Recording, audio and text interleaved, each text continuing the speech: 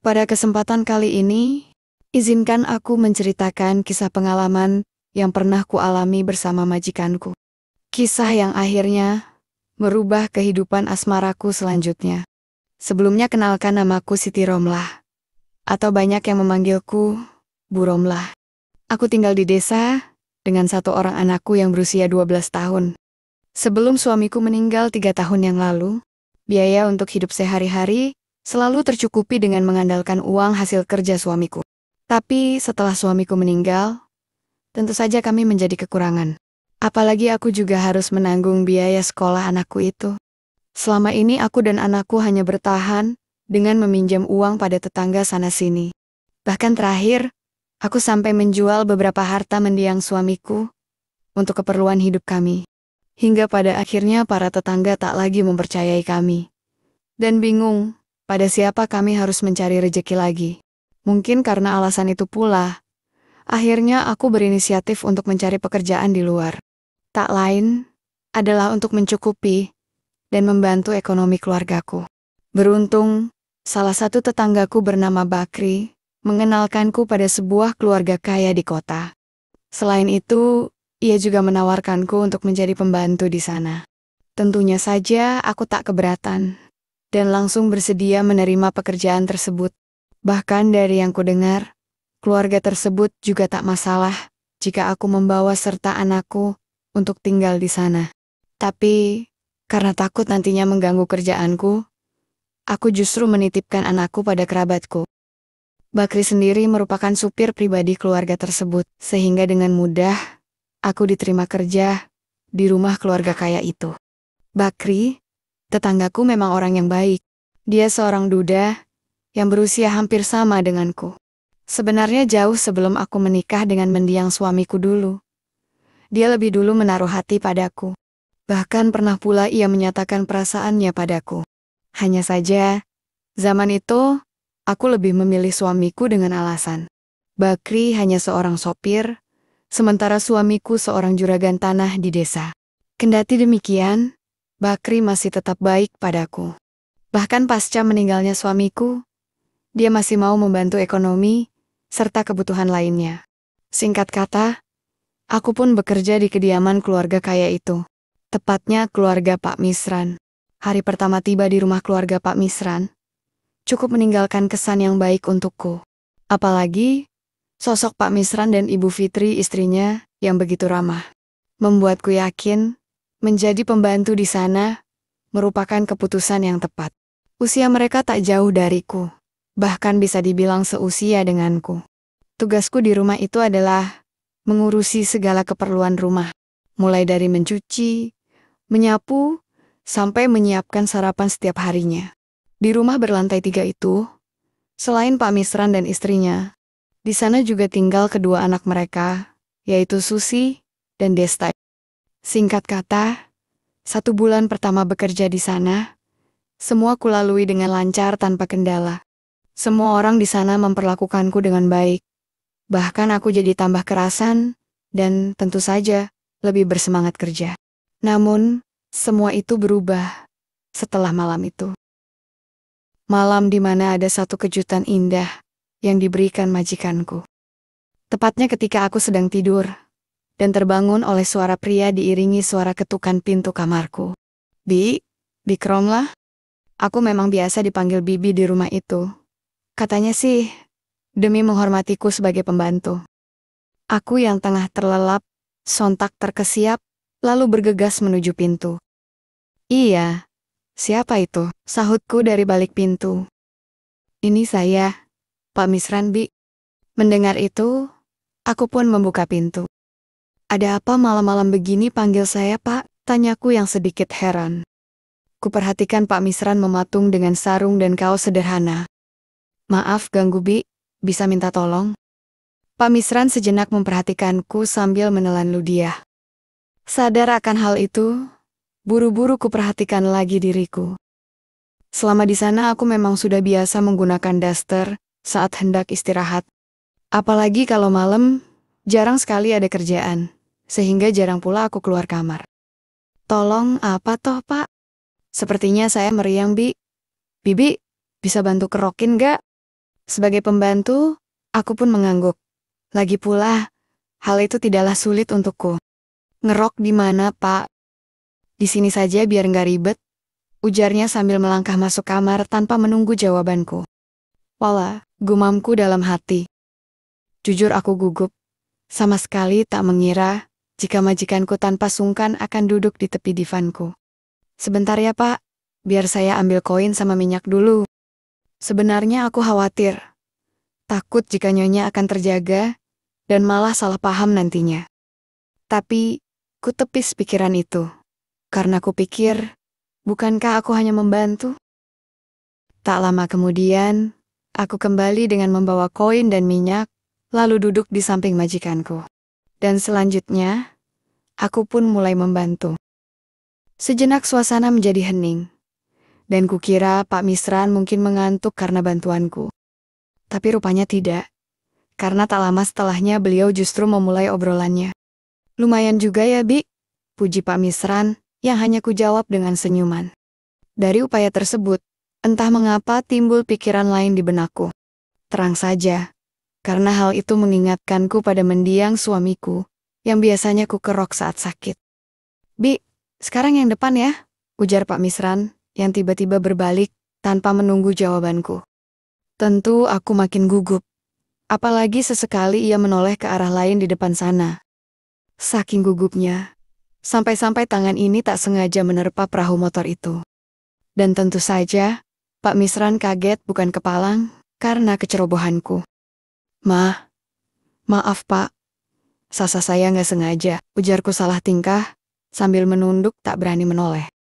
Tapi rupanya saat menunduk, aku sempat terpaku pada perahu motor yang siaga di balik parkiran itu. Aku terdiam dan melongo sejenak, sampai-sampai... Kenapa, Bik?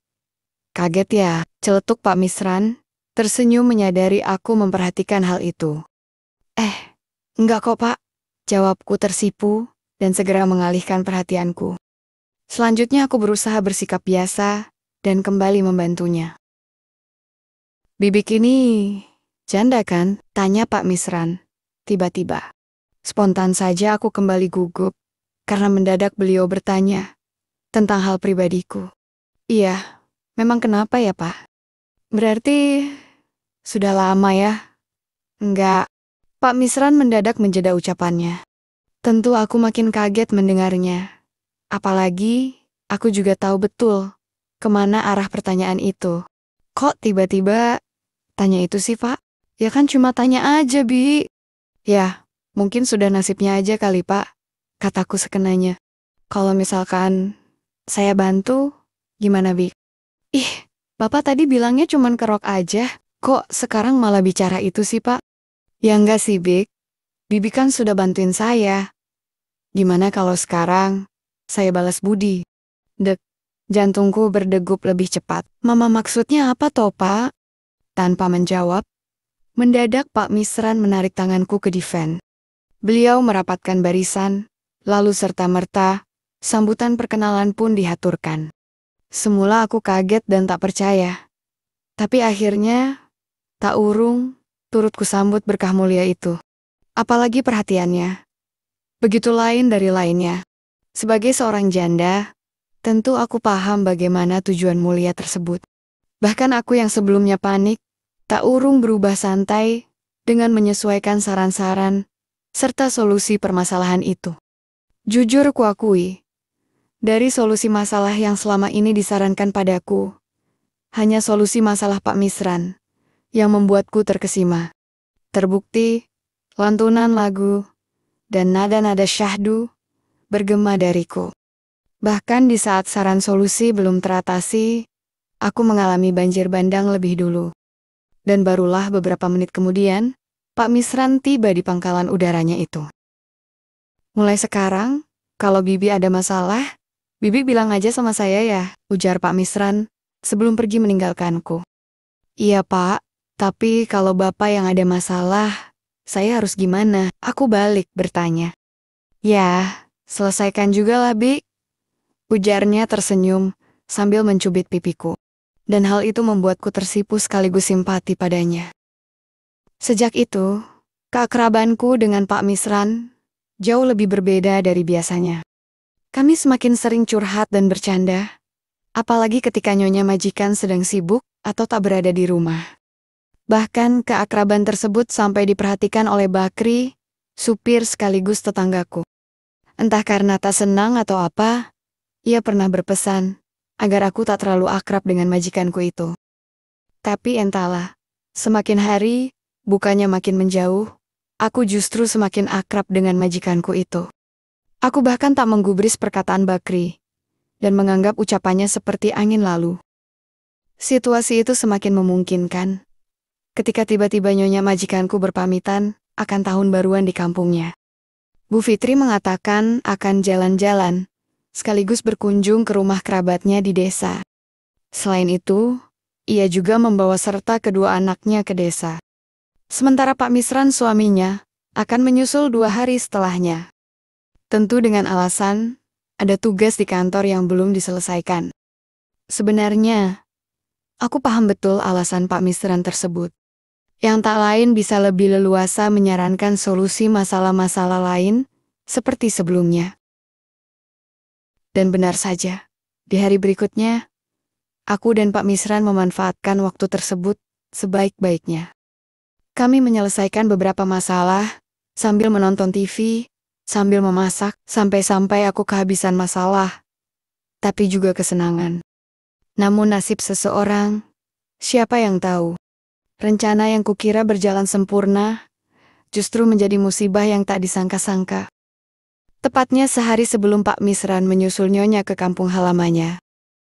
Pagi itu, aku yang sedang memasak di dapur dikagetkan oleh sebuah piukan dari belakang. Ujarku sambil menoleh. Pak Misran tersenyum. Saya cuma mau pamitan, Bi. Sekalian minta, ujar Pak Misran. Tersenyum, dan menjeda ucapannya. Aku yang paham akan ucapannya pun, segera berhenti memasak. Namun sejenak aku heran, ketika tiba-tiba ia menunjukkan segelas minuman seperti teh. Apa itu, Pak? Teh, agar saran-saran solusi masalah jadi tambah lancar jaya, Bi. Ujarnya, lalu meneguk teh tersebut. Senyum kemenangan tergambar di wajahnya. Sebelum akhirnya dia membawaku menuju singgasana, tempat di mana Pak Misran dan istrinya biasa menyelesaikan masalah mereka. Bi, ujarnya. Apa sih, Pak? Ujarku, tersenyum. Bibi cantik sekali loh hari ini. Ih, jadi kemarin-kemarin saya nggak cantik gitu? Tanyaku bercanda. Ya cantik sih, Bik. Cuma sekarang lebih cantik, Bik. Sahutnya sambil memulai langkah dan solusi permasalahan itu. Begitupun denganku yang juga menyiapkan masalah-masalahku. Dan rupanya, benar apa yang dikatakan Pak Misran tadi. Teh itu bekerja dengan sebaik-baiknya. Bahkan saking baiknya, aku menjadi lebih tenang dan mengakui jika hal itu benar-benar sukses. Sampai-sampai di akhir saran-saran tersebut aku beberapa kali tiba. Begitupun dengan Pak Misran yang juga sama. Gimana, Pak? Apa ada masalah lagi? Tanyaku beberapa saat kemudian. Pak Misran diam tak menjawab. Saat itu kupikir, Pak Misran masih sibuk menetralkan dirinya, sehingga tak langsung menjawab. Tapi beberapa kali kuajak ngobrol, tetap tak ada sahutan darinya. Tentu saja aku heran. Bahkan hampir seperempat jam ia masih diam. Dengan ragu kutoleh, dan nampak ia seperti orang yang tertidur. Pak Misran, Pak, aku berusaha memanggilnya, namun tak ada respon juga. Pak, Bapak dengar saya kan, Pak? Aku pun bingung dan panik. Bahkan terkesan histeris setelah menyadari jika denyut nadinya tak ada. Dalam kekalutan itu, aku segera berlari meminta tolong memanggil Bakri, supir pribadinya. Bakri pun tak kalah kaget dan berusaha memeriksa majikannya. Dan kami pun makin ketakutan setelah mendapati Pak Misran sudah tak bernyawa. Bakri juga tak mengira jika majikannya tiada setelah mendapat saran dan solusi dariku juga. Kenapa bisa seperti ini toh? Tanya Bakri, sementara aku menangis sesugukan. Akhirnya aku pun menceritakan yang sebenarnya. Bahkan tentang teh yang diberikan Pak Misran, ku ceritakan juga. Semua ini salahku. Kalau saja aku menolak, mungkin tak sampai seperti ini, kataku dengan sesal. Di tengah kebimbangan itu, mendadak Bakri memberikan solusi yang cukup mengejutkan untukku. Tenanglah, aku yang akan bertanggung jawab. Tentu saja aku heran. Maksud kamu apa, Bakri? Aku akan mengatakan pada pihak berwenang jika ini semua salahku. Spontan aku kaget, tapi ini bukan salahmu, Bakri. Seharusnya aku yang bertanggung jawab, ujarku sambil terus menangis. Ia lantas menatapku, seolah meyakinkan aku jika nanti akan baik-baik saja. Enggak, Romlah. Mungkin dengan cara ini bisa kubuktikan jika aku benar-benar tulus sayang sama kamu. Tapi Bakri, kamu kan? Sudahlah, kemasi barang-barangmu dan pergilah dari sini. Kembalilah ke rumah ini setelah mendengar kabarku telah di dalam tahanan nanti. Sebebarnya aku ragu, tapi mau tak mau aku pun mengangguk. Sebuah pilihan yang begitu berat. Satu sisi aku tak tega pada Bakri, namun sisi lain, aku juga tak ada pilihan lain. Anakku di rumah juga masih membutuhkanku. Hingga pada saat sirina petugas terdengar, Bakri pun harus dibawa, meskipun itu bukanlah kesalahannya. 2 bulan kemudian, di sebuah ruang tunggu tahanan, aku menjenguk napi yang dulu pernah membantuku. Aku nggak yakin kamu bisa nungguin aku. 10 tahun bukanlah waktu yang singkat, Romlah, ujar Bakri sambil menunduk. Jangan ngomong kayak gitu toh. Aku sudah janji nungguin kamu. Kamu yang nantinya akan jadi suamiku. Ujarku tersenyum sambil menggenggam tangannya. Dan ya, begitulah kisah yang kualami beberapa puluh tahun yang lalu. Kini aku hidup bahagia bersama Bakri, tetanggaku. Dan dari kisah itu, sedikit banyak mengajarkan aku arti bersyukur pada Yang Kuasa.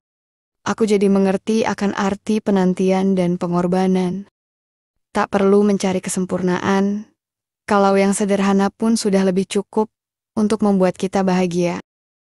Terima kasih telah menyimak cerita ini, dan semoga dengan cerita ini bisa membuat kita lebih banyak bersyukur dengan keadaan yang kita jalani.